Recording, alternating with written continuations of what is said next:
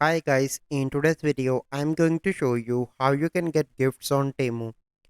So the first step that you need to follow is to open Temu application. First you open Temu, you simply need to click on you in the bottom after you log in into your account, and then you need to click on earn credits and free gifts. Once you are on that page, here you can see all gifts waiting. Click here, pick gifts now, and wait, and click on win my gifts. Here you can see start picking, and here you can see hat trick gifts, so you simply need to click on pick and pick it up. Here you can see pick your two other gifts as well, and then you simply need to click on confirm. So this is a process that you need to follow. I hope you find this video helpful. Thank you.